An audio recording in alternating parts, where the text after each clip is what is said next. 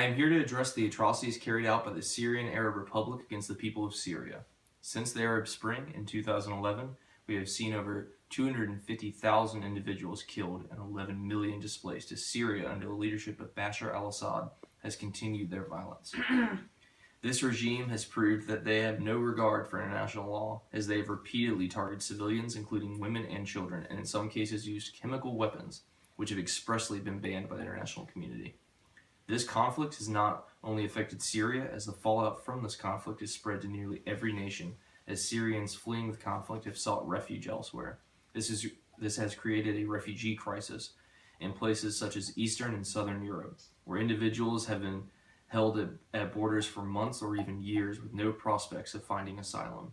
The Assad regime has carried out these atrocities in the name of fighting terrorism, and the saying, "one man's terrorist is another man's freedom fighter," rings true. This is due to the fact that the Assad regime has labeled everyone, whether they Kurds, rebel fighters, women, or children, as terrorists, and has attacked them with impunity.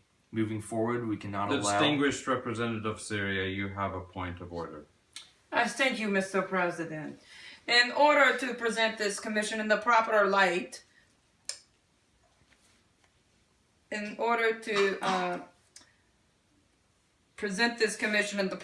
it is important to note that Syrian peoples struggle in our continued fight against the terrorism, mostly notable ISIS, is ongoing. As these organizations have proven that they have disregard for the safety of the Syrian government, it is its people who we fight to protect. Our struggle is against the terrorism, and to label these dissidents in any other way hampers this commission's decision. I believe we can agree that it is hard to distinguish between terrorist actors and civilians, as terrorists often hide among civilians. Please continue, but refrain from labeling these who the Syrian government is fighting. We at the Human Rights Watch call for Bashar al-Assad to end his violence against the people of Syria, so as to bring some semblance of peace and a possible ceasefire. We call for the Syrian government to claim responsibility for their use of chemical weapons against their own people. We have another point of order from the distinguished representative from Syria.